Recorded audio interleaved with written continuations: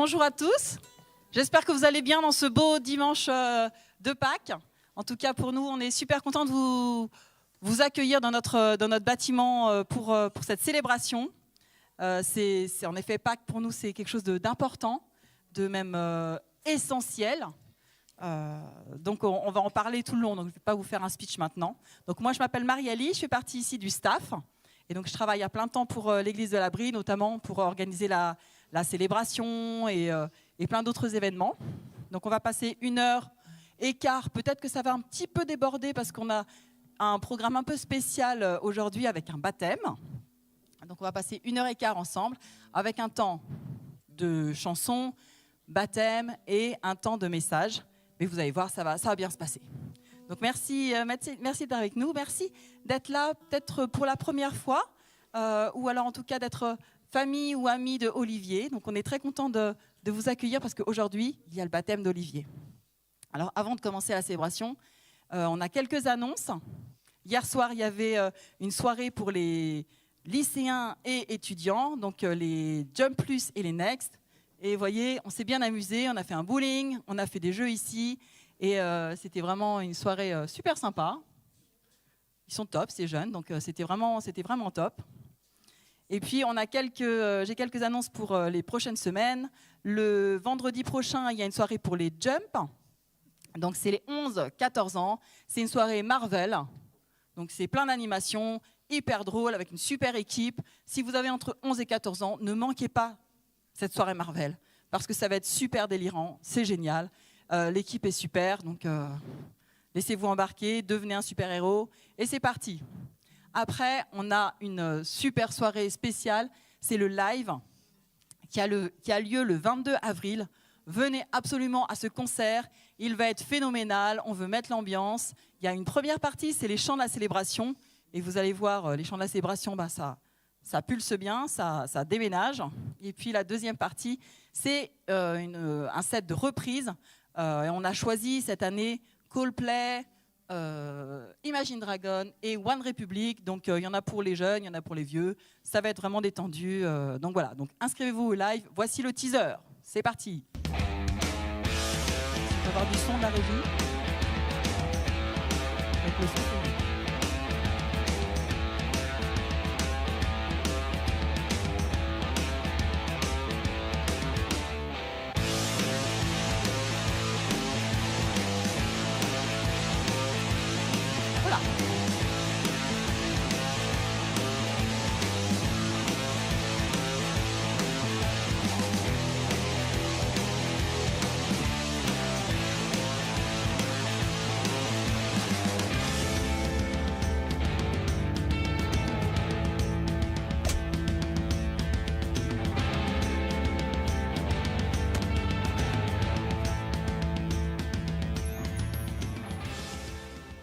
Voilà, vous savez tout, il y a des flyers qui traînent partout, il y a un QR code sur les flyers, vous le flashez et ça vous emmène tout de suite sur la billetterie. Vous réservez vos places, ça coûte que 6 €, c'est donné. Venez, c'est une super soirée, ça va être une bonne ambiance, donc il faut absolument venir. Merci à Dadou pour ce super teaser d'ailleurs. Une dernière annonce, on ne passe pas dans les rangs pour faire des offrandes, etc. Mais on a plutôt à cœur de laisser libre chacun. De participer financièrement à tous les frais que ça engendre, à créer des nouvelles choses, à financer des choses pour les enfants, etc. Donc si vous avez à cœur de soutenir notre église, si vous venez régulièrement ou même si vous venez pour la première fois, comme vous voulez, il y a une boîte aux lettres dans l'entrée, une boîte aux lettres de la Poste. On ne l'a pas volée, on l'a achetée. Hein. Et vous pouvez laisser un don dedans, ce que vous avez envie de mettre à part. Donc voilà, pour soutenir notre église. Alors Lorenzo, ça va? C'est Pâques? Ça va. T'es content? Ouais. Ouais. Oui. Qu'est-ce qu'on va chanter là? Là, maintenant, là. Oui. La première chanson s'appelle Oh quel beau jour. Mais on va Oh, quel chanter beau jour. plusieurs chansons, des chansons que l'on aime et qui disent surtout beaucoup de choses. Et en fait, pour les croyants, on se retrouve dans le message, on se retrouve dans ce que l'on peut prier dans la chanson. C'est notre manière d'adorer Dieu aussi. Et pour tous mes amis qui nous regardent aussi en ligne ou ceux qui sont ici, qui ne croient pas, c'est l'occasion de passer un bon moment musical en fait. Voilà. Donc tu nous garantis que la musique est bonne, c'est ça? Tu t'engages là? vous êtes témoin. Si elle n'est pas bonne, c'est sur lui que vous irez. Ouais, vous viendrez me voir. Alors, je vous laisse pour ce moment de chant. Quel beau jour. C'est vrai qu'il fait super beau, mais quel beau jour, c'est Pâques.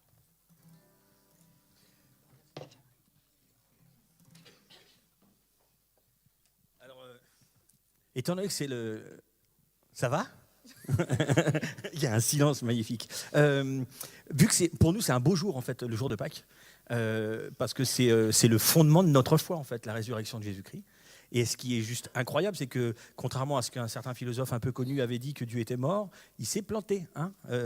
Donc Dieu est bien vivant, il est ressuscité. Et c'est ce que dit cette chanson. Et donc, pour ceux qui sont croyants, c'est aussi un moyen de le dire avec joie, et on peut se mettre debout. On a le droit de bouger, on a le droit de taper des mains. Et si on n'a pas envie, on reste assis aussi. Ça va? On va y aller? Donc ça va bouger un peu, je vous préviens tout de suite, pour ceux qui n'ont pas l'habitude. C'est parti. Oh, quel beau jour!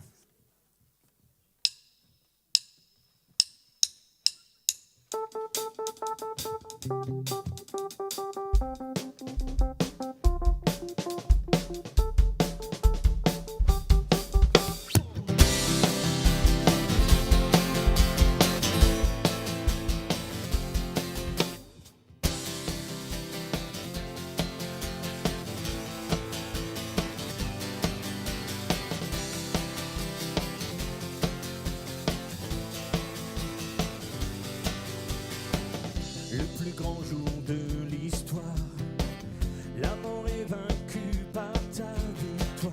Chantons-le, Jésus est vivant. La croix et les tombeaux sont vides. Tu m'as secouru, tu es la vie. Prenons-le, Jésus est vivant. Il est vivant.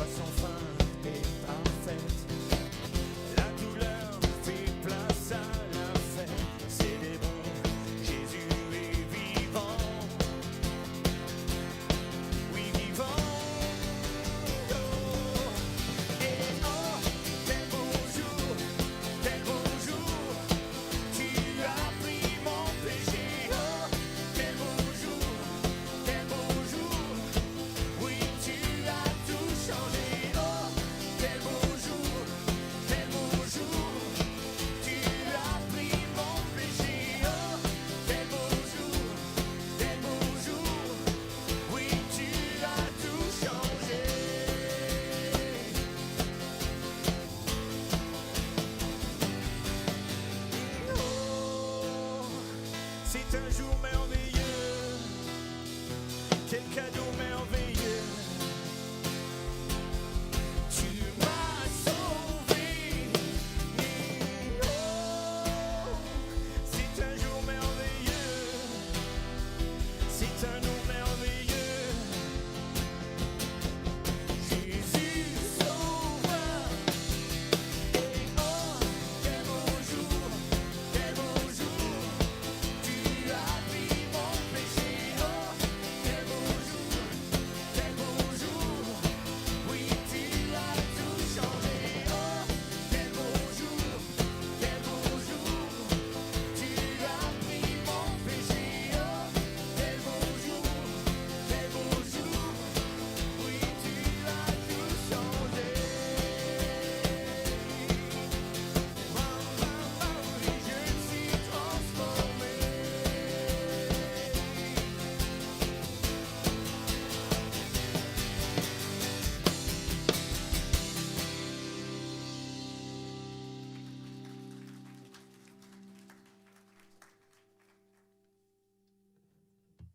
On vous avait prévenu. Ça bouge un peu.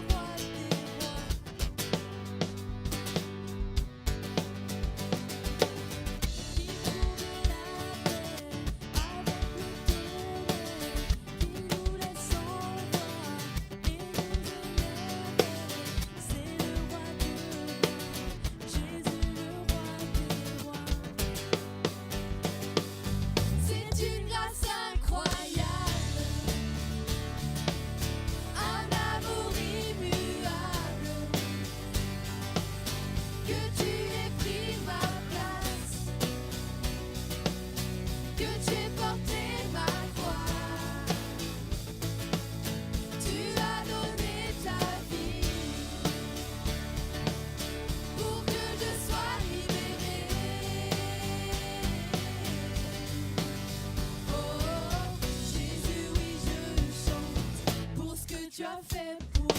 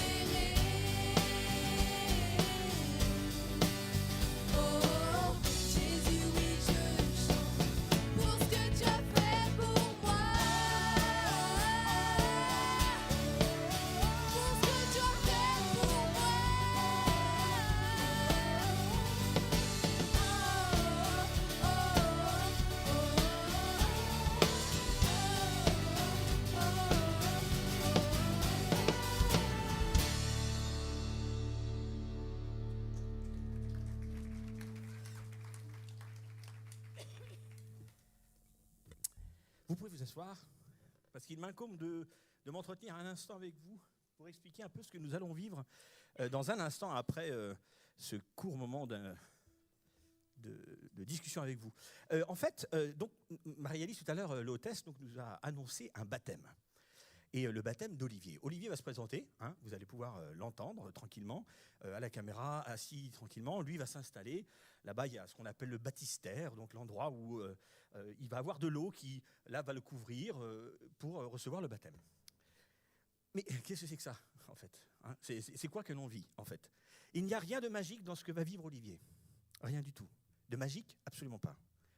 On va voir quelque chose, là, visuellement, de manière tangible, réelle, là, devant nous. On va voir une réalité que lui vit à l'intérieur de lui. Il l'a vécu, et c'est ce qu'il va nous expliquer. Il a vécu une démarche de foi. Et la foi, c'est quelque chose de personnel et qui n'est pas visible, en fait, des autres. C'est un moment d'échange qu'il peut y avoir entre une personne, aujourd'hui Olivier, et Dieu, avec cette explication de l'œuvre de Jésus-Christ. Et aujourd'hui, c'est quand même magnifique, Olivier, tu as bien choisi ton jour, hein. C'est le jour de la résurrection, quoi, l'anniversaire. Et c'est magnifique parce que le baptême, c'est exactement ce que le baptême va nous montrer. On va voir un homme qui, normalement, vous savez, les hommes ne respirent pas sous l'eau. Hein? Tout le monde est d'accord? Aquaman ne traîne pas dans les rangs. Donc, on va voir un homme qui va être plongé dans l'eau pour montrer la mort à soi, en fait. Et de cette mort, par cette foi qu'il a, et qui va nous expliquer dans son moment de témoignage, il va non pas rester mort, il va ressusciter, il va sortir de cette mort par la même œuvre que Jésus-Christ lui-même, Dieu fait homme, a vécu. Et c'est ça que illustre le baptême. Une réalité que lui a vécue à l'intérieur, c'est sa foi. Et on va la voir en vrai, de manière tangible. Et c'est comme ça que vous devez voir ce moment particulier, qui est très important. Un moment d'obéissance, un moment d'intégration dans la communauté des frères et des sœurs de Jésus-Christ et en Jésus-Christ. C'est tout ça, c'est plein de choses en fait. Et vous pouvez après poser des questions à Olivier, n'hésitez pas, il sera disponible pour vous parler. Ça, il ne le savait pas, mais maintenant je l'annonce. N'hésitez pas à aller le voir, parce qu'en fait, du coup, il va devoir quand même, il peut aussi s'expliquer de sa démarche, en fait. Ben oui, sinon, c'est ridicule. Et donc, en fait, on peut lui parler. Donc, n'hésitez pas à lui poser des questions. Hein ? Ça va ? Et si on voyait un peu tout ça maintenant ? On attaque ? Eh bien, on va voir ce baptême et ce témoignage. Lumière.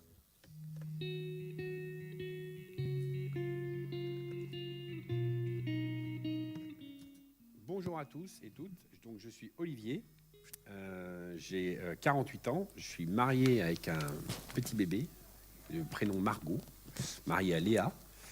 Donc je suis gérant d'un garage de voitures américaines de collection dans le 91, donc, qui est aussi une passion, donc je fais de ma passion mon métier. Alors je viens d'une famille de catholiques pratiquants, maintenant que j'ai fait... confirmation, baptême, etc., le cursus classique de tout catholique digne de ce nom. Et puis, mes parents sont très impliqués dans la vie paroissiale de leur région. Donc, j'ai toujours baigné dedans. J'allais à la messe tous les dimanches avec mon père, etc. Donc, j'ai rencontré Dieu par mes parents, en fait. J'ai pas eu de déclic comme j'ai eu récemment, clairement. C'est-à-dire que c'était plus une habitude et puis un cheminement parce que de suiveur, en fait, ni plus ni moins, en étant adolescent ou enfant. Après, à mon âge adulte, à l'âge adulte, je m'en suis éloigné. Et puis, j'ai fait tout un tas d'actions ou de choix qui n'étaient pas en accord avec Dieu, clairement. Jusqu'à un certain âge, vers la quarantaine, où je me suis quand même dit, après des situations où je sentais qu'il y avait la petite voix qui me parlait, où il y a eu des moments où vraiment, si je pense, avec le recul maintenant, si Dieu n'avait pas été là, je me serais effondré. Quand je dis effondré, c'est socialement, financièrement, ou choses comme ça. Et donc, avec une suite de 3 actions comme ça qui sont passées au cours de ma vie, où je me suis rendu compte qu'en fait, là, il y avait clairement quelque chose, il fallait que je me rapproche de Dieu. Voilà. Par contre, je ne savais pas comment. Retourner dans une église avec un prêtre, parler à un prêtre, où pour moi, dans ma vision, en fait, ils sont complètement en dehors des réalités. Donc, leur parler, c'est comme parler à un mur. Des fois, ils vous donnent des réponses qui sont sans bon sens par rapport à la question que vous avez posée. Donc, voilà, c'était mon ressenti. Je ne dis pas que c'est une réalité pour tout le monde, c'était le mien. Je m'y retrouvais pas, en fait, ni dans les paroissiens, ni dans les prêtres. J'arrivais pas à leur parler, j'arrivais pas à avoir une promiscuité ou une complicité avec eux. Et donc, Léa, un jour, m'a ramené, a voulu venir dans cette église ici. Donc, comme elle n'avait pas le permis à l'époque, c'est moi qui l'ai conduit. Et là encore, il y a eu la petite voix. On cherchait, on ne trouvait pas. On cherchait, on voyait l'heure qui passait, la cérémonie commençait, etc. Et elle me dit, non, mais laisse tomber, on rentre à la maison. Et il y a eu cette petite voix que j'écoutais pas trop encore, mais je l'entendais un petit peu. Et puis, non, vas-y, cherche encore. Et on est venu ici. Et on a enfin trouvé. Donc, en milieu ou en fin de célébration, on est arrivé vraiment à la fin. Et là, j'ai rencontré donc Lorenzo et Benoît. C'est les 2 premiers que j'ai vus en arrivant. Et le déclic s'est fait comme il ne s'est jamais fait avec personne, avec aucun prêtre, en fait. Voilà, ni plus ni moins. Et donc, je me suis rapidement senti chez moi, comme j'ai jamais été dans une église. Voilà. Alors, je parle d'église bâtiment en catholicisme, là, on parle d'église communauté. C'est-à-dire que là, j'étais vraiment avec des gens, entre guillemets, comme moi. En plus, alors, évidemment, avec le groupe D5, là, Tony, Benoît et Lorenzo et Romuald, on a les mêmes goûts dans la vie de tous les jours. Donc ça aide à rapprocher aussi. Et donc, j'ai pu me rapprocher de Dieu par leur intermédiaire, en fait. Voilà. C'est eux qui m'ont montré le chemin pour me rapprocher de Dieu. Ça a tout changé dans ma vie, vraiment. C'est-à-dire qu'en fait, on se rend compte que quand Dieu n'est pas là, on fait des choix qui sont mauvais. Enfin, je parle pour moi. C'est-à-dire qu'on croit qu'on va pouvoir gérer tout seul parce qu'on gère tout seul de toute façon. Et puis en fait, non. C'est-à-dire que tu fais de la merde. Non, là, c'est pas ça, c'est la petite voix. Toute petite, c'est le petit murmure, tu vois, c'est le bruissement de feuilles qui dit tiens, là, ça, non, pas là. Non, ça c'est non, tu fais pas ça. Alors au début, comme c'est très très doux, tu vois, tu l'entends pas. Tu veux pas l'entendre surtout parce que ça va pas forcément dans ce que tu veux faire. Et aujourd'hui, en fait, je l'entends mieux. Je l'entends mieux. Et évidemment, quand tu écoutes cette petite voix, bizarrement, tes choix sont plus réfléchis. Voilà, c'est très simple. Et cette petite voix, elle a toujours été là. Et je m'en rappelle avec le recul, je me rappelle des moments cruciaux dans ma vie où j'ai pas choisi de l'écouter et où je me suis ramassé lamentablement. D'autres fois où des concours de circonstances ont fait par exemple un chômage qui dure, etc. Et puis à la fin de droit, tu vas t'effondrer financièrement justement, etc. Et tout d'un coup, tu as l'appel. Tu as l'appel alors que le lendemain, tu n'as plus tes droits, par exemple. Tu vois, donc tu as des charges, mais tu n'as plus l'oseille ne va pas rentrer. Donc tu dis là, je vais tomber, je vais finir peut-être même dehors. Tu vois, je ne vais pas pouvoir garder l'appart, etc. Et puis tout d'un coup, tu as cette image, je me rappellerai toute ma vie, ou cet appel, justement, de ce recruteur qui me dit, bon, c'est bon, vous commencez lundi. Donc c'est pas vous commencez en 3 semaines, hein, c'est vous commencez lundi, c'est-à-dire le jour où tu n'as plus rien. Donc déjà, ça, si tu n'as pas compris qu'il y a un message là-dedans, tu n'as rien compris. Et donc, tu as vraiment cette impression de cette main, en fait, tu es en train de couler, puis la main qui plonge, qui te retire comme ça. Ça m'a vraiment donné cette impression-là à l'époque. Et c'est à cette époque-là, donc mi-2010, quelque chose comme ça, où je me suis dit, là, il y a quelque chose. Parce que c'est pas naturel. C'est pas possible. Le hasard, ok, ça va. Mais à ce point-là, aussi précis, non, c'est forcément qu'il y a une aide extérieure de bien plus haut. Jésus, alors moi j'aime bien l'histoire, donc j'aime bien remettre tout dans son contexte pour bien comprendre. Et c'était le point de départ en fait de mon début de conversion il y a 10 ou 15 ans, même bien avant. En fait, il faut comprendre qu'à l'époque, quand Jésus est arrivé, il y a 2000 ans, il vivait dans un monde de violence. Le monde, c'était la violence. Les gens s'étripaient pour un rien. Tu parlais mal à un type un peu puissant, tu prenais un mètre d'acier dans le bide. Donc, bon, on se servait de toi comme d'un tabouret pour un rien. On jouait avec les nains. Enfin bon, bref, c'était terrible. C'était terrible. C'était un monde ultra violent. Et au milieu de tout ça, tu as un gars qui arrive et qui dit, bon les gars, maintenant c'est fini. On arrête de s'étriper pour un rien. On s'aime les uns les autres comme moi je vous aime. C'est-à-dire ou comme Dieu vous aime, mais aussi moi donc. Et puis aujourd'hui, c'est plus que les Juifs qui sont le peuple élu et qui vont aller avoir la vie éternelle, c'est tout le monde. Tous ceux qui me suivent auront la vie éternelle. Si tu veux, rien que ça, quand tu situes dans le contexte de l'époque, c'est juste impossible que ce soit autre chose que divin. C'est arrivé qu'une fois avec lui. Il n'y a pas eu d'autre essai, il n'y a pas eu d'autre personne de ce niveau-là, avec un tel amour pour l'humanité. Donc rien que ça, Jésus, si tu veux, c'est le sauveur de ceux qui veulent le suivre. Donc le mien. Donc aujourd'hui, pour moi, Jésus, c'est comme un ami. Voilà, c'est comme un ami, quelqu'un à qui tu peux parler, à qui tu peux expliquer tout ce qui va pas, tout ce qui va aussi, bien sûr, et qui va pas te juger, qui va pas te trahir.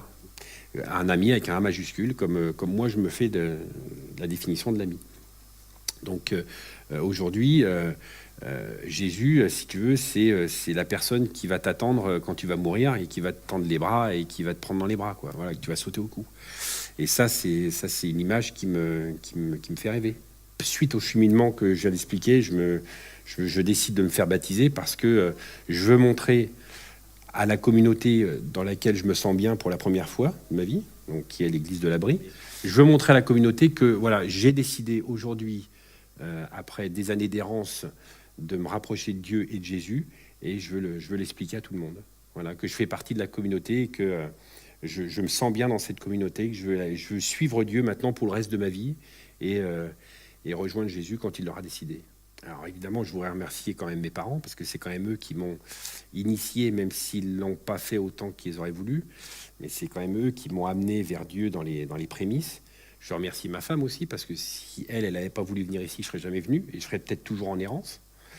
Et puis je veux remercier aussi mes 4 acolytes, donc Lorenzo, Benoît, Tony et Romu, parce qu'ils sont là, ils font partie de mes êtres chers aujourd'hui. Et encore une fois, sans eux, j'avancerais peut-être pas aussi vite que j'avance aujourd'hui. Surtout, et puis j'oublie Janie. Attention, pas d'erreur. Janie, évidemment, enfin les 3 pasteurs de l'Église qui sont comme des référents pour moi. Donc vraiment, je les remercie du fond du cœur, parce que c'est grâce à eux que j'en suis là et que je peux progresser et que je vais pouvoir avoir une deuxième moitié de vie sûrement bien meilleure que la première.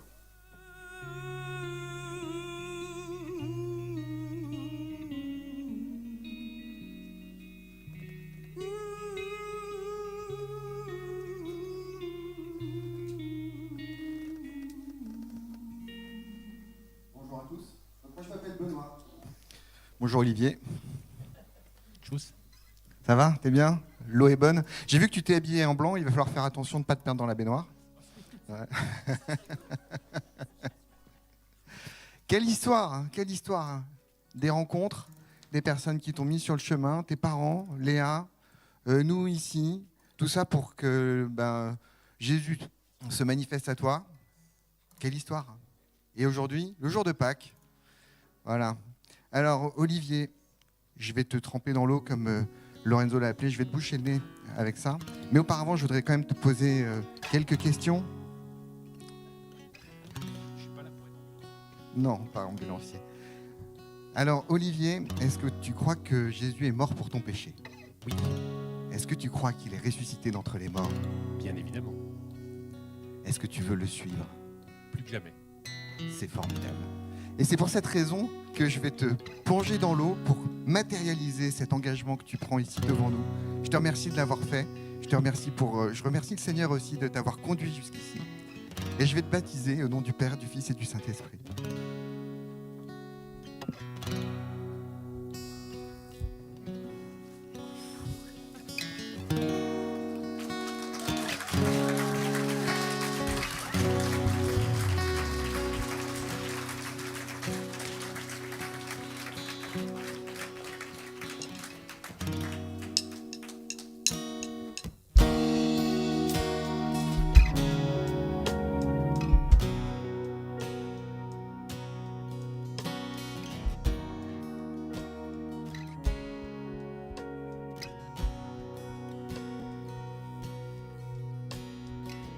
C'est une chanson que Olivier a choisie.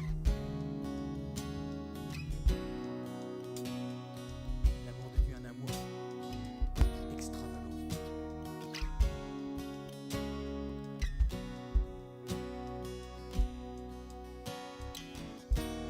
Avant les premiers mots, tu me connaissais déjà.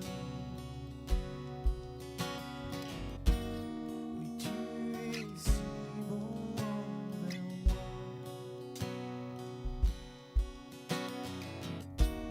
Avant mon premier souffle, tu mis ta main en moi. Oui, tu es si tendre envers moi. L'amour descend extravagant, infini de Dieu. Sans faiblir, il me cherche, il me poursuit, me ramène à lui. Je suis indigne et sans mérite, mais pour moi tu t'es livré. Oh l'amour en versant extravagant, infini de Dieu.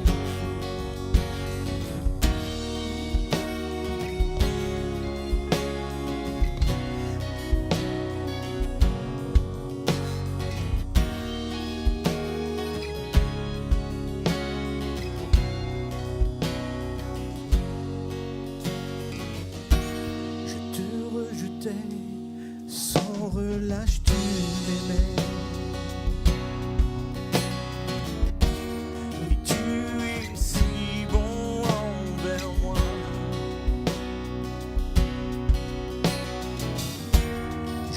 sang tes vains, tu m'as offert la croix.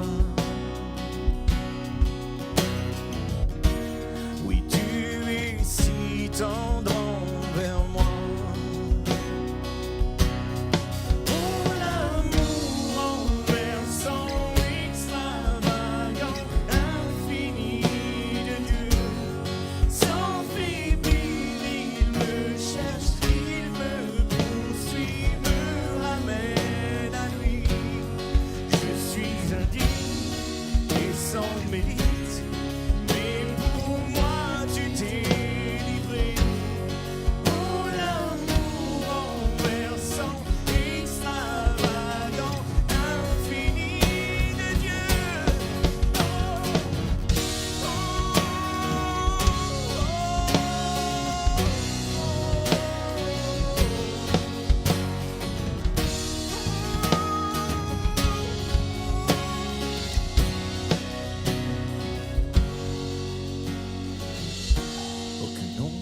Trop sombre, ni monde trop élevé pour que tu me cherches. Aucun mur ne peut résister, ni mensonge tenir, sans fin tu me cherches. Aucune ombre n'est trop sombre, ni monde trop élevé pour que tu me cherches. Aucun mur ne peut résister, ni mensonge tenir, sans fin tu me cherches. Aucune ombre n'est trop sombre, ni monde trop élevé pour que tu me cherches. Aucun mur ne peut résister, ni mensonge tenir, sans fin tu me cherches. Aucune ombre n'est trop sombre, ni monde trop élevé pour que tu me cherches. Aucun mur ne peut résister, ni mensonge tenir, sans fin tu me cherches. Oh, l'amour renversant, extravagant. Sans faiblir, il me cherche, il me poursuit, me ramène à lui. Je suis indigne et sans mérite. Et pour moi tu t'es livré. Oh, l'amour renversant, extravagant, infini de Dieu. Oh,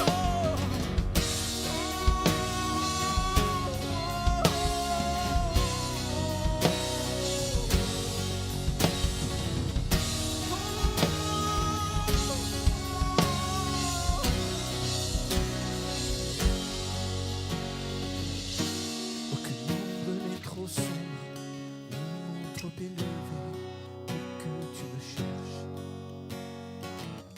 Aucun mur ne peut résister, ni mensonge tenir, sans fin tu me cherches.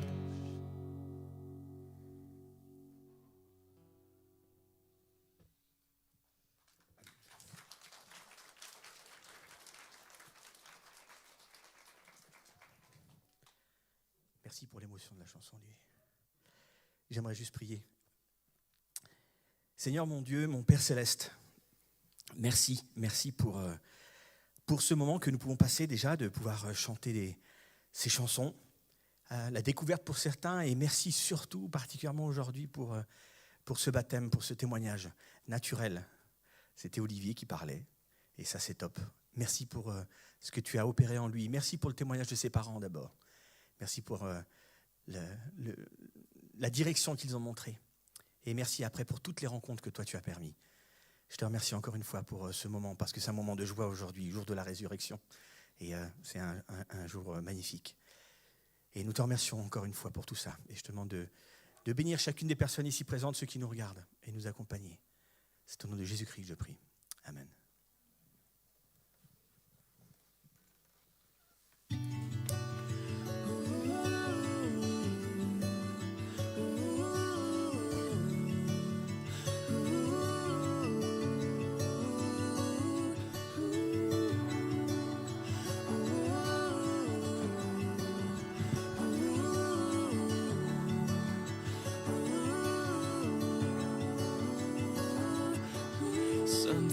inside me is waking up. Something is rising and breaking up my cold heart. My cold heart. Ils sont avec l'équipe du Kid Zone. Et puis, si vous avez un tout petit, il y a le Badaboom qui se trouve dans l'entrée. Donc, les équipes vont vous accueillir si vous voulez diriger vos enfants vers les environnements. Comme ça, eux, ils ont un programme adapté pour eux. Et puis, aujourd'hui, c'est Pâques, donc il y aura plein de choses merveilleuses pour eux à découvrir dans leurs environnements. Donc, merci. On va passer à la suite. La suite, c'est le message. Donc, c'est Benoît Janson, le pasteur principal de l'Église, qui va donner ce message. On a choisi une série qui s'appelle Chrétien. Elle est en 2 parties. Donc, aujourd'hui, c'est la première partie. Il y aura la suite la semaine prochaine. Chrétien, pourquoi ? On est à Pâques. Qu'est-ce que c'est qu'être vraiment chrétien ? Et puis, Olivier en a donné un beau témoignage, mais Benoît va nous en apporter encore un peu plus. Donc, voilà, place à toi, Benoît.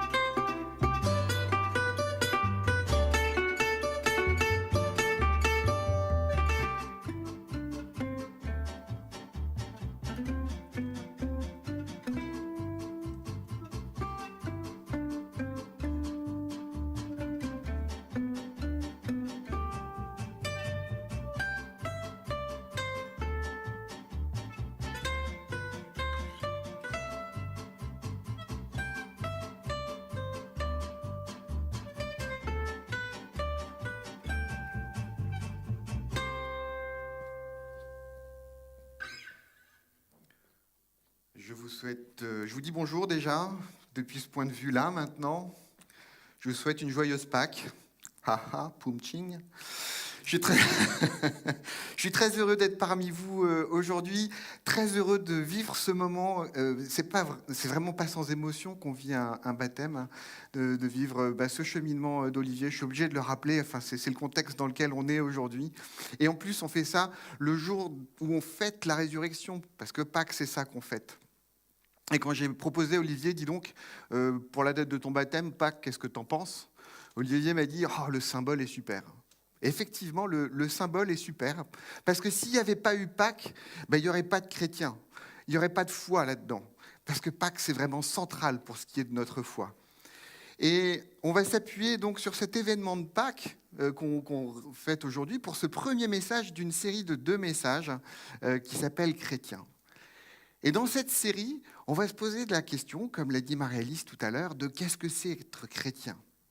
Qu'est-ce que c'est vraiment être chrétien ? De votre part, je ne suis pas dans votre fort intérieur et je ne vais pas faire de sondage en sortant du bâtiment pour savoir, alors, t'es dans quelle partie, voilà. Mais je m'attends à ce que vous ayez certaines émotions avec ce message. Pour certains, ça va être de dire ce message, écoutez, moi, ça ne change rien. C'est-à-dire que ce que tu nous as raconté, c'est exactement ce que je crois, donc 100% en phase, ça rafraîchit les choses, c'est top. Pour d'autres qui ne croient pas du tout, le message va leur dire « Oui, c'est sympa, mais bon, ça ne change rien. » Pour d'autres encore, vous allez peut-être vivre ce que j'ai vécu il y a quelques années avec les idées que je vais vous donner. Parce que ça a procuré chez moi quelque chose. Quelque chose qui m'a fait transiter d'une foi d'enfant vers une foi plus adulte, plus solide, plus ancrée, plus réfléchie. Quelque chose qui, ça a été, voilà, j'ai repris des idées que j'ai entendues un jour, il y a pas mal de temps, et ça a changé quelque chose chez moi. Ça a permis de prendre des choses qui étaient dans ma foi, mais de les remettre plus au centre. Et puis pour certains encore qui qui croient pas ou qui ne se considèrent pas comme chrétiens ou qui refusent l'idée d'être chrétien parce que vous avez une mauvaise image de ce que c'est qu'être chrétien, peut-être que cette discussion qu'on va avoir aujourd'hui, ça va vous amener à considérer ça d'un autre œil. Ça va prendre du temps, mais de se dire, bon, finalement, c'est pas si affreux. Voilà. Et peut-être qu'il y a encore d'autres émotions auxquelles je n'ai pas pensé. En tout cas, j'aimerais vous accueillir, quel que soit votre profil, quel que soit ce que vous avez sur le cœur. J'espère que vous allez passer un bon moment. J'espère que vous allez avoir pendant ce message, j'en doute pas trop, des éléments à mâchouiller, à réfléchir, pour que ça cultive votre réflexion et peut-être aussi votre chemin avec de foi. Alors j'ai oublié d'appuyer sur le tableau magique. Voilà, ça c'est le titre de la série, Chrétien. Alors pour casser tout suspense, l'ensemble de cette série va graviter autour d'une formule qu'on a ici dans l'église de l'Abri. Alors, c'est une formule qui est un peu maison, mais qui est pas nouvelle. C'est-à-dire que beaucoup de gens auraient pu l'établir. Nous, on aime bien avoir des formules qui nous permettent d'avoir des formulations claires pour mettre une synthèse de ce qu'on croit en un morceau, pour qu'on puisse savoir en une formule quel est le cœur, qu'est-ce qui est important pour nous. Ce qui est important pour nous, c'est ce que j'ai demandé à Olivier tout à l'heure. Et la formule qu'on utilise ici pour définir ce que c'est qu'être chrétien, c'est ça. C'est quelqu'un, le chrétien, qui dit « Je crois que Jésus est mort pour mon péché, qu'il est ressuscité d'entre les morts et je veux le suivre. » Tout à l'heure, Olivier, c'est ce qu'il a dit. Je lui ai demandé si c'était bien ça dont il croyait. C'est ça pour nous la définition qu'on s'est donnée. Ça synthétise en une formule ce que c'est que d'être chrétien. On la formule parfois à la troisième personne, mais là, souvent, on aime le faire avec ce « je ». Je crois, parce que c'est quelque chose de personnel. C'est personnel à double titre. C'est personnel parce que ça me concerne. Je crois, moi, que Jésus est mort pour mon péché. Il ne s'agit pas de ton péché, de votre péché, etc. C'est mon affaire, c'est mon péché. Je reconnais que moi, j'ai fait des péchés, j'ai fait des choses qui sont mauvaises, des choses qui me mettent en conflit avec d'autres hommes, qui me mettent en conflit avec moi-même, qui me mettent en conflit avec Dieu. Et je crois que Jésus est mort pour mon péché. C'est ma conviction. Je crois qu'il est ressuscité d'entre les morts. C'est ce qu'on fête aujourd'hui, nous les chrétiens. Et je veux le suivre, moi. C'est ma décision. Je veux suivre ce Jésus. Et dans cette formule, elle est personnelle aussi, parce qu'au centre de la formule, il y a Jésus. Alors, qui est là, qui est central. Alors, qu'est-ce qui fait que cette personne est centrale à cette formulation ? Qu'est-ce qui fait que sa mort fait une différence par rapport à d'autres ? Et qu'est-ce qui fait que parmi les milliards d'individus qui sont passés sur la planète, peut-être des dizaines de milliards maintenant, ce soit cette personne en particulier que moi, j'ai décidé de suivre. Alors c'est ça qu'on va réfléchir ensemble pendant cette série. Et puisque c'est centré, ça gravite autour de cette personne qu'est Jésus, ce que je vous propose qu'on traite aujourd'hui comme question, ou qu'on se pose ensemble collectivement comme question, c'est qui est Jésus ? Qui est Jésus ? On ne peut pas plus simple comme question, 3 mots. Facile à comprendre, mais une question qui est essentielle. Une question que beaucoup de gens se sont posées depuis des siècles. Une question qu'on se pose encore aujourd'hui pour certains. Répondre à cette question, c'est quelque chose d'essentiel. D'ailleurs, Jésus ne s'y est pas trompé, parce que Jésus ne rendait pas les gens tout à fait indifférents. Et il était au milieu de ses disciples, après quelques mois, peut-être quelques années, où il avait commencé à rassembler les foules, à faire des guérisons, à entraîner les gens autour de son message. Et là, il est dans son cercle un peu plus restreint, les disciples. Et il leur demande, mais qu'est-ce que les gens disent de moi ? Qui disent-ils que je suis ? À cette réponse, les disciples disent, il y en a certains qui pensent que tu es Élie, d'autres qui pensent que tu es Jérémie, d'autres qui pensent que tu es Jean-Baptiste. Ces noms, ça ne vous parle peut-être pas, mais tout cela, ce sont des prophètes qui sont morts. Donc Jésus, ce serait la réincarnation d'un de ces prophètes. Ou alors tout simplement, certains disent que tu es un prophète, un autre, un nouveau prophète, New Look. Et Jésus continue Et là, il s'adresse aux personnes qui sont autour de lui, les personnes qui le connaissent d'un peu plus près. Et Jésus leur demande, « Et vous, qui dites-vous que je suis ? Qui dites-vous que je suis ? Vous qui me connaissez, vous qui savez ce que je raconte quand je suis dans l'intimité. » Et le premier qui répond, c'est Simon-Pierre. Simon-Pierre, alors vous savez, il y a plusieurs cercles autour de Jésus. Il y a les disciples, mais plus près, il y a les 12 apôtres. Et parmi les 12 apôtres, il y a un peu un trio de tête. Et dedans, il y a Simon-Pierre. Simon-Pierre, à l'origine, il s'appelle Simon. C'est Jésus qui lui a dit, maintenant tu t'appelleras Pierre. Et on l'entend. Donc quand on parle de Pierre, c'est ce même Simon-Pierre. Et Pierre, il a eu une grande importance dans le début de l'Église. C'est Simon-Pierre donc, qui a connu Jésus, qui l'a vu de près, qui l'a côtoyé de près, qui connaît tous les moments les plus forts que Jésus a pu vivre quand il était en train de dispenser d'être avec son ministère. Pierre était là. Il a vu les moments les plus intimes. Et Pierre lui répond, « Tu es le Messie, le Fils du Dieu vivant. » Le Fils du Dieu vivant. Attends, Pierre, t'es juif, n'est-ce pas ? Ta religion, c'est d'être juif. Tu crois bien qu'il y a un Dieu créateur, etc. Donc quand tu parles du Dieu vivant, tu parles bien de celui-là, là. Celui qui a créé l'univers, celui qui a créé la terre, celui qui a permis la vie, celui qui a créé les hommes, celui qui a envoyé Moïse. Tu crois dans ce Dieu-là, dans ce Dieu dont on n'a même pas le droit de prononcer le nom tellement il est saint. Et tu dis que ton pote, le mec avec lequel tu traînes depuis quelques mois seulement, c'est le Fils de Dieu, le Fils de Dieu vivant. Mais t'es complètement lobotomisé, Pierre. T'es complètement sous influence. Jésus continue. Jésus lui répondit, « Tu es heureux, Simon, fils de Jonas, car ce n'est pas de toi-même que tu as trouvé cela, c'est mon Père céleste qui te l'a révélé. » Là, on continue. Le pote de Pierre, Jésus, lui, il dit, « Mais tu as raison, je suis le Fils du Dieu. T'as raison, bonhomme. Et je remercie papa de t'en avoir parlé. » On est dans un truc de fou. On a un fou allié qui se prétend être le Fils de Dieu et quelqu'un qui dit « Tu es le Fils de Dieu. » Si vous voyez cette scène aujourd'hui, vous vous dites quoi ? C'est une fable. Je suis devant Netflix, c'est une série, il y a quelqu'un qui a écrit un truc pareil, c'est fou, bon, c'est rigolo, quoi, c'est une comédie.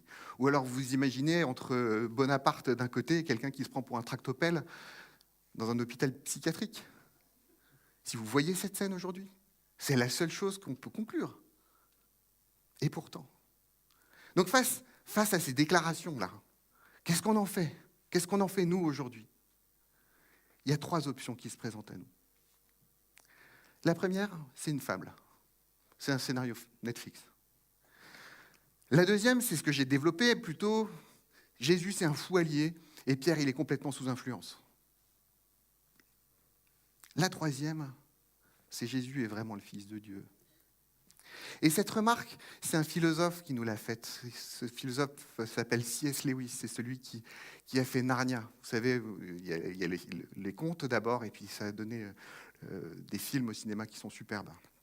C.S. Lewis disait, Jésus, il ne le disait pas comme ça, mais c'était ça que ça voulait dire, ses propos sont tellement dingues que c'est pas possible il est soit fou, soit il est vraiment qui il dit qu'il était.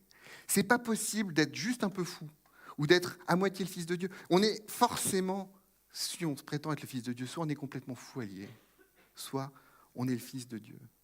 C'est la conclusion à laquelle arrive C.S. Lewis.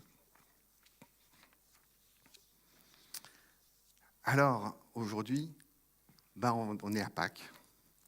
Et cet événement de Pâques nous donne des indices pour pouvoir investiguer parmi ces propositions, nous donne des indices pour pouvoir discriminer de quel côté on peut se ranger. À Pâques, à Jérusalem, on a vécu des événements qui étaient absolument chaotiques. Si vous pensez qu'aujourd'hui, c'est le chaos dans les manifs à Paris ou ailleurs, c'est rien en dessous de ce que c'était à Jérusalem au moment de cette Pâques où Jésus a été mis à mort. Tout le monde en parlait. La ville était en effervescence. On ne parlait que de ça. On ne savait pas parler d'autre chose. La preuve, regardez ce texte. C'est Jésus qui s'approche de deux personnes qui vont vers Emmaüs, à une douzaine de kilomètres de Jérusalem. Et donc, il est avec ces personnes, il s'approche d'eux, ils ne le reconnaissent pas parce que il est mis à mort. Et il leur dit, de quoi discutez-vous en marchant? Une manière de rentrer en discussion avec eux. Allez, je vais dans la même direction de vous, on va avoir cette conversation ensemble. De quoi est-ce que vous discutez, les gars?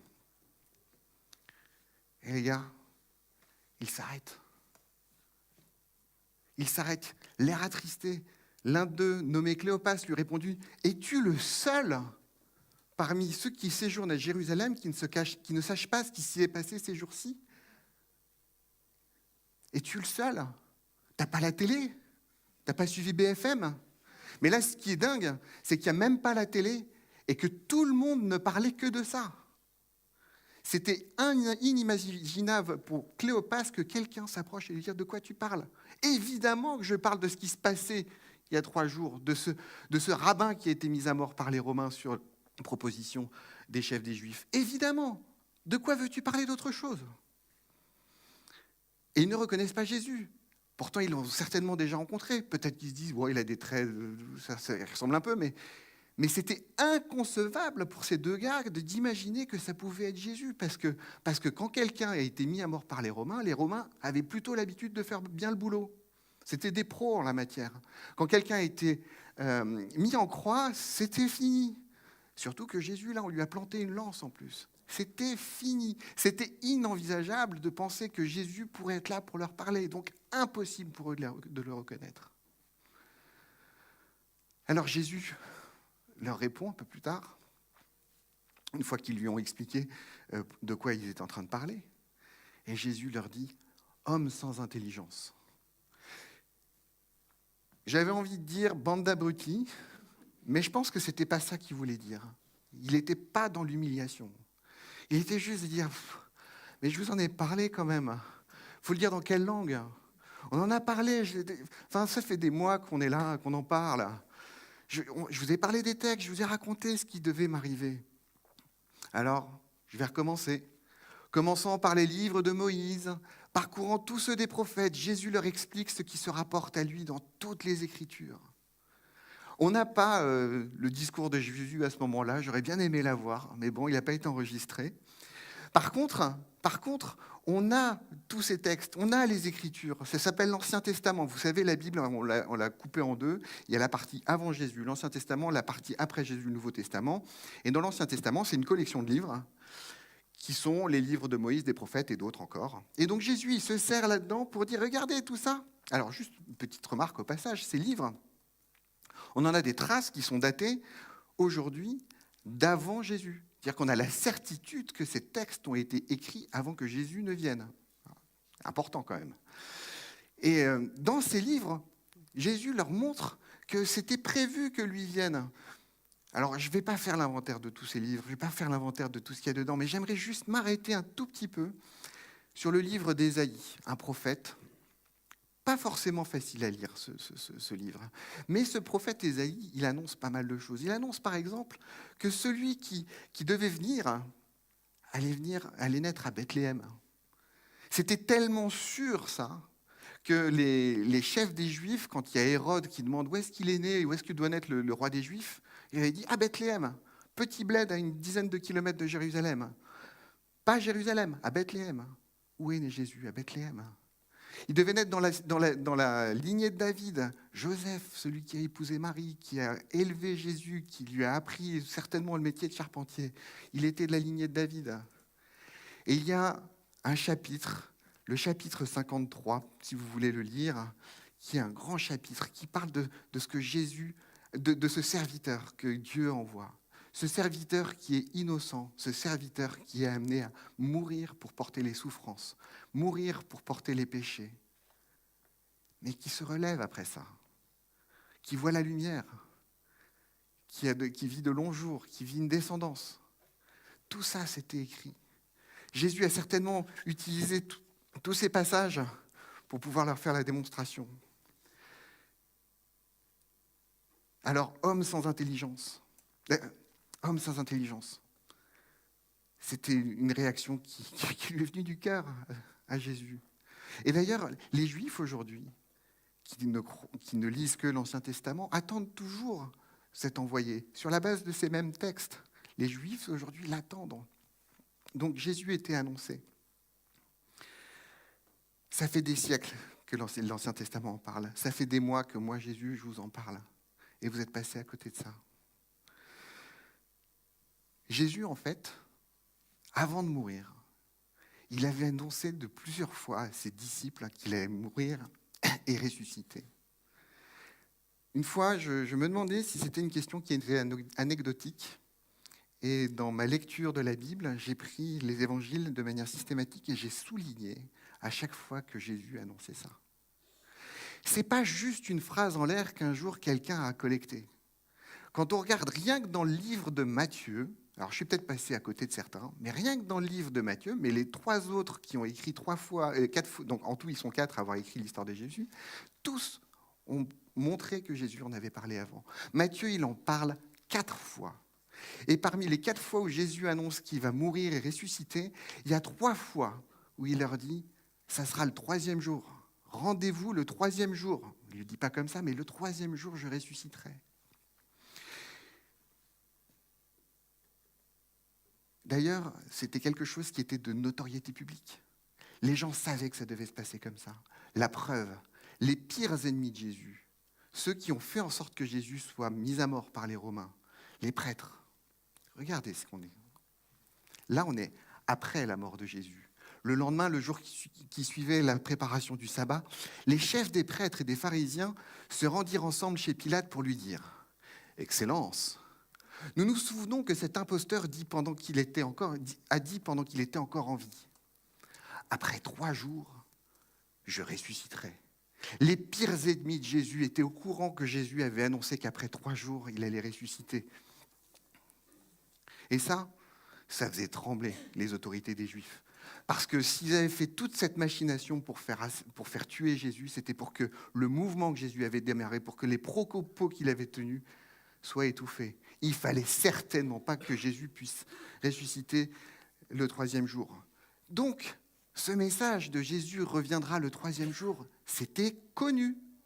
Alors, bien évidemment, fort de cette annonce claire, force de la toute confiance qu'avaient ses disciples en Jésus, le 3e jour, il y avait une foule devant la tombe. Il y avait Pierre, Jacques, Jean, Matthieu, tout ça qui avait rameuté tout le monde. Il y avait un food truck. Et on attendait que Jésus ressuscite. Et le 3e jour, alors que le soleil se lève, on commence à sortir les cotillons et on compte et on fait 5, 4. Et là, il y a un tremblement de terre qui se produit et il y a la grosse pierre qui se met à rouler. Et puis 3, 2, bon, vous avez compris quoi. Et à 0, il y a la lumière flashante qui sort et Jésus qui sort là de là. Et puis tout le monde qui sort les cotillons, etc. Certains se prosternent devant Jésus, le ressuscité qu'il avait annoncé. Il était là le 3e jour. Figurez-vous que c'est exactement ce qui ne s'est pas produit. Parce qu'à l'époque, il n'y avait pas de food truck.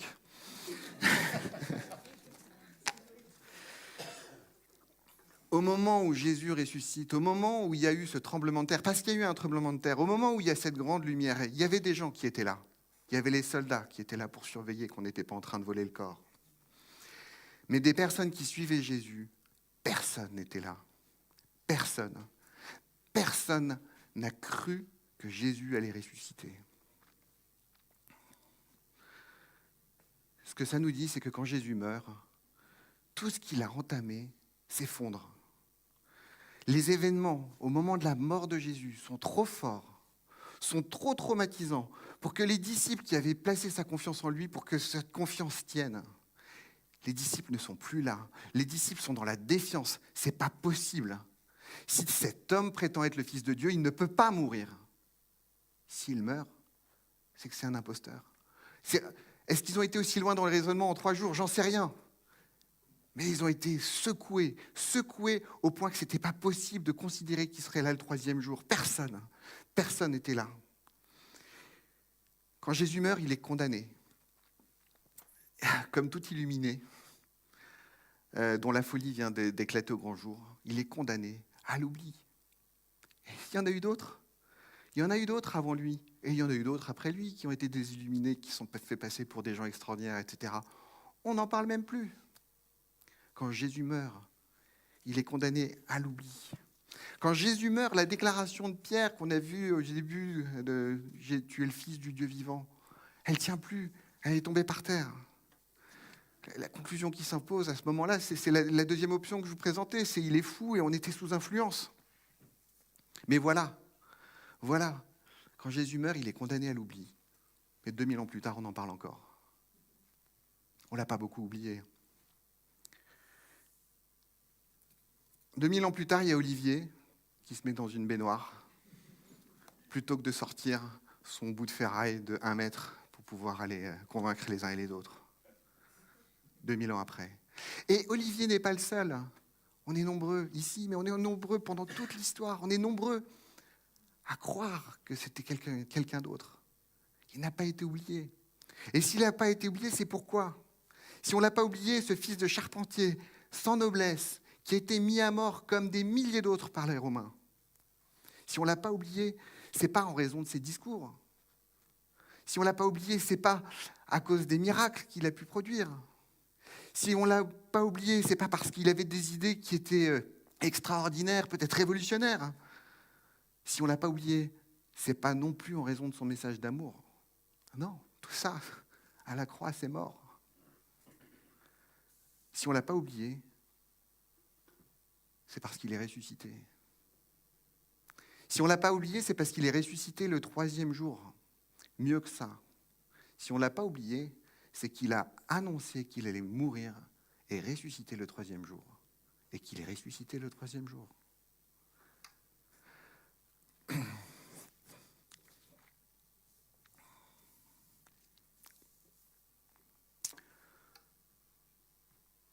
Alors, vous pouvez considérer que tout ça, c'est une belle fable, un beau scénario Netflix. Il y a juste quelque chose qui est un tout petit peu troublant. C'est que les personnes qui ont relaté ces histoires, les évangiles dont je vous parlais, les 4 évangiles, mais je voudrais pointer sur 3 seulement. Sur Matthieu, sur Pierre, qui a dicté, qui est en collaboration avec Marc, écrit cet évangile, et Jean. Ces 3-là, Matthieu, Pierre et Jean, ils étaient à côté de Jésus tout le temps. Ils ont entendu Jésus annoncer qu'il allait mourir et ressusciter. Ils étaient là. Et ces 3-là, ils voulaient suivre Jésus. Mais ils n'étaient pas là au moment où Jésus est mort. En fait, ces 3-là, ils peuvent dire, je crois que cet homme est le Fils de Dieu, je l'ai suivi, mais je l'ai lâché au pire moment parce que j'ai douté. Ces 3-là, c'est des lâches, c'est des couards, des traîtres. Et ces 3-là ont mis toute l'énergie de la suite de leur vie à faire en sorte que cette histoire qui les fait passer pour des couards, pour des lâches, soit perpétuée et qu'on en parle encore aujourd'hui. Ces 3-là l'ont fait écrire. Ces 3-là ont passé du temps à parler à tout le monde. C'est ça qui s'est passé. Et j'étais là. Et puis après, j'étais plus là. J'étais un lâche. Ces 3-là. Alors que même aujourd'hui, un auteur qui écrit un écrit, il le fait en général pas pour se dénigrer. Mais à l'époque, c'était juste pas possible. Quand on écrivait quelque chose, on se faisait plutôt passer pour quelqu'un de bien. On se glorifiait. Et ça n'existe pas, l'autodénigration à l'époque. Et là, l'autodénigrement peut-être plutôt.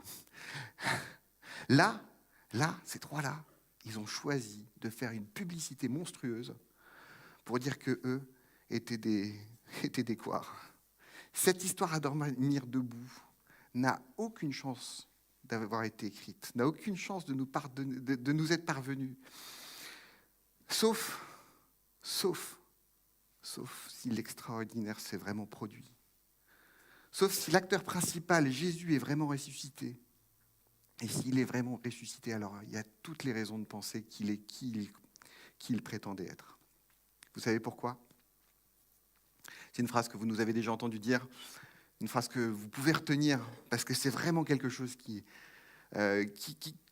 cristallise notre foi, avec quelque chose de tangible. Quand quelqu'un annonce qu'il va mourir et ressusciter le 3e jour, et qu'il le fait,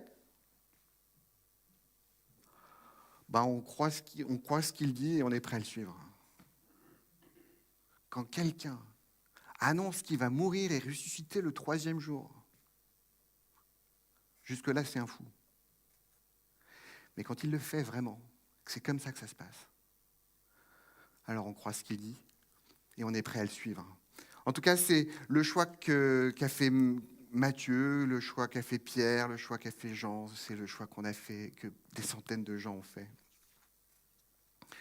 Et c'est ce qui fait qu'aujourd'hui, on continue à en parler. Alors, je voudrais faire une petite parenthèse, parce que ça plaisait pas beaucoup aux responsables des Juifs, même aux Romains de l'époque. Et ils nous ont concocté quelque chose de très intéressant, je trouve. Une fake news.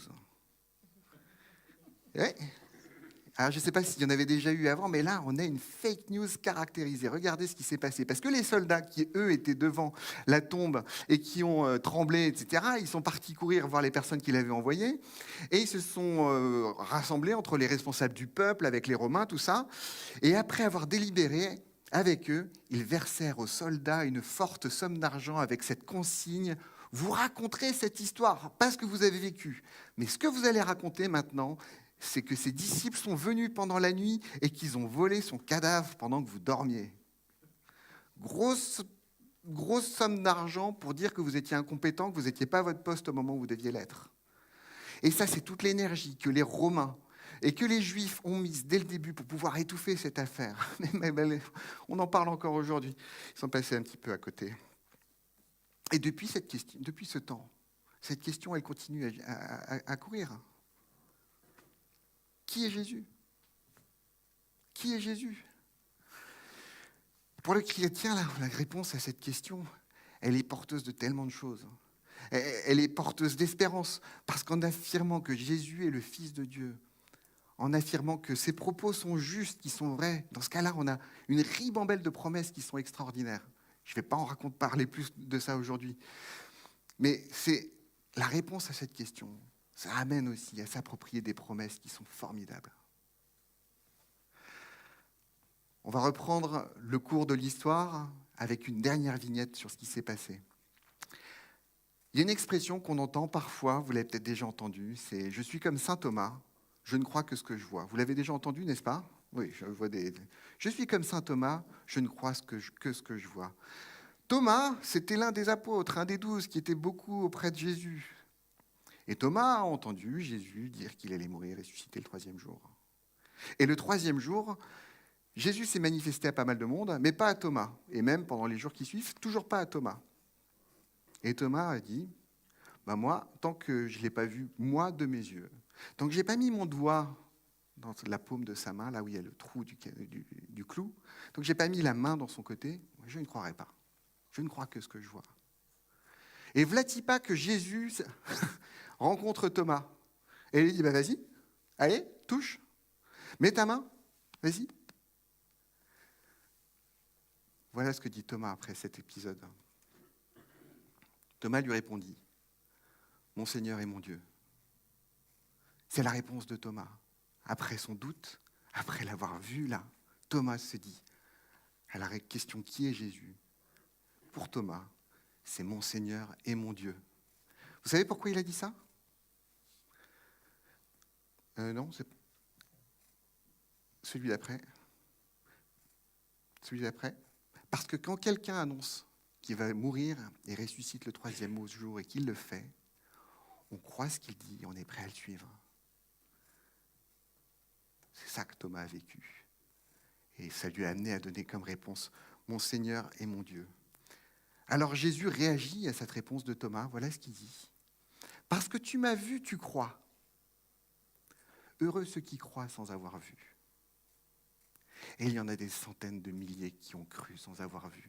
Quand Jésus dit ça, il parle évidemment aux personnes qui ne le verront pas là au 1er siècle, mais il parle aussi pour toutes ces générations qui vont suivre, de personnes qui vont être convaincues que Jésus était le Fils de Dieu et qui vont croire. De personnes qui vont croire que Jésus est mort pour leurs péchés, ressuscité d'entre les morts et qui vont décider de le suivre. Ce que Olivier a témoigné aujourd'hui. Alors, je voudrais vous laisser, d'ici à la semaine prochaine, où on verra le 2e épisode, où il y aura aussi un baptême, celui de Capucine. J'aimerais vous laisser avec une question. pour vous. Qui est Jésus ?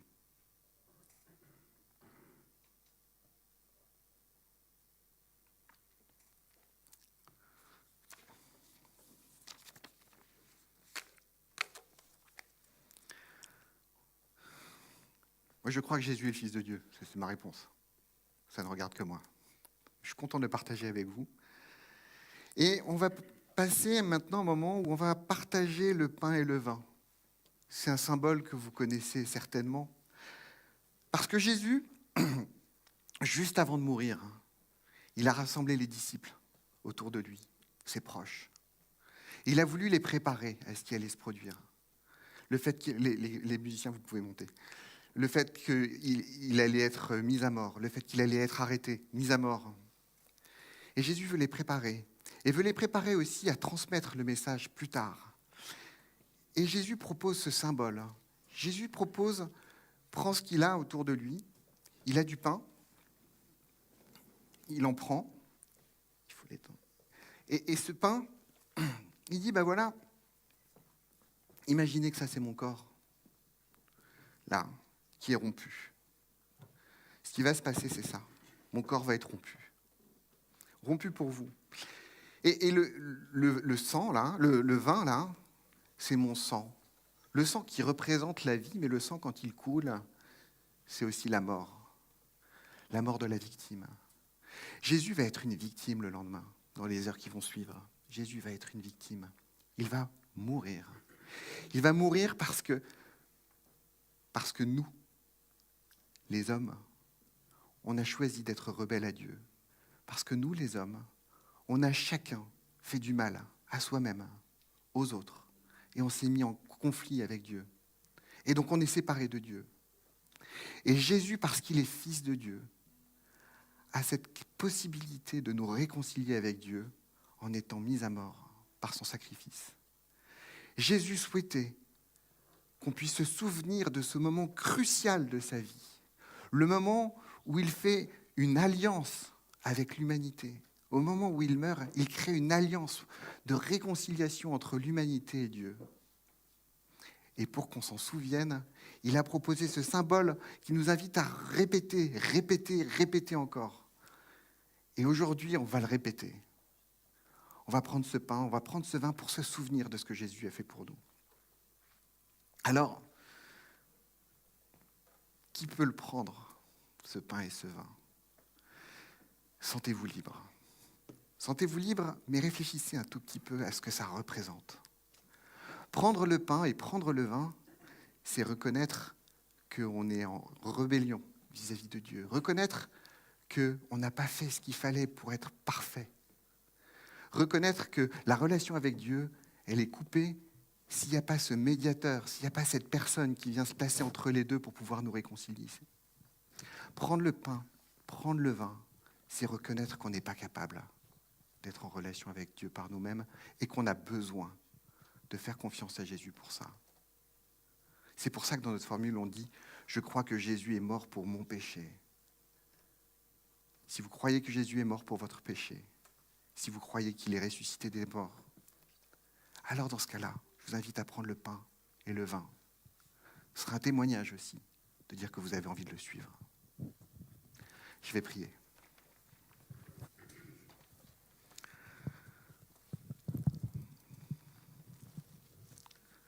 Seigneur, ce moment de Pâques, c'est un peu cette apothéose de l'histoire, de la grande histoire de l'humanité en fait. Ce moment où le Fils de Dieu vient sur la terre, ce moment où le Fils de Dieu se fait victime pour pouvoir réconcilier l'humanité. Merci Seigneur pour ton amour incroyable pour nous. Merci parce que tu ne nous demandes pas d'être parfait parce qu'on n'est pas capable de l'être et tu le sais, mais que tu te proposes de nous réconcilier par ton sang et par ton corps brisé à la croix.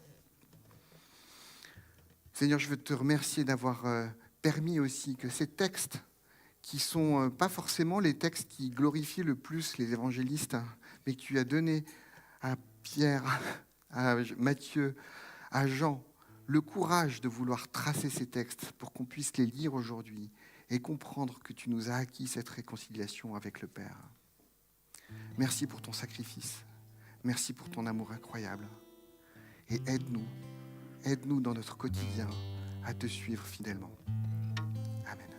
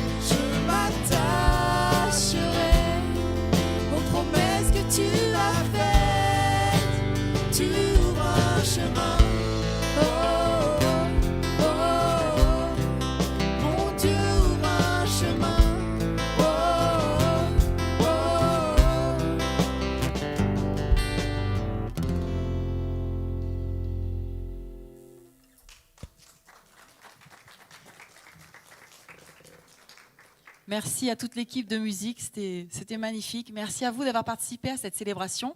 Si vous voulez continuer, on a souvent sur notre site des petits questionnaires pour continuer à réfléchir, revoir peut-être les textes qu'on a vus aujourd'hui. Ça, c'était vraiment une démonstration de la foi. Même cette chanson, cette dernière chanson, « Tu ouvres un chemin », c'est vraiment continuer dans le quotidien. C'est pas seulement ici à la célébration, hein, la foi. C'est lundi matin, c'est mardi matin, c'est quand ça va pas, etc. Donc ça, c'est un vrai chemin de foi. Donc on vous invite, après cette célébration, à récupérer vos enfants, bien sûr. Et puis on va faire un petit apéro dînatoire dans l'entrée. S'il y a des bonnes volontés pour pouvoir nous donner un coup de main, on va servir à boire, on va prendre un petit moment ensemble pour célébrer ce moment de Pâques et puis parler les uns avec les autres. Merci d'avoir passé ce temps avec nous. On est très contents de vous avoir eu avec nous. Et ils vont nous chanter encore quelque chose, mais on va rallumer les lumières et puis voilà. Merci et joyeuse Pâques à tous. Et pour ceux qui le souhaitent, on va rechanter la première qui est un peu péchue, comme pendant que vous vous levez, vous commencez à vous détendre. Et on peut dire au revoir à ceux qui nous suivent sur Internet aussi. Merci de nous avoir suivis. On y va? Quel beau jour?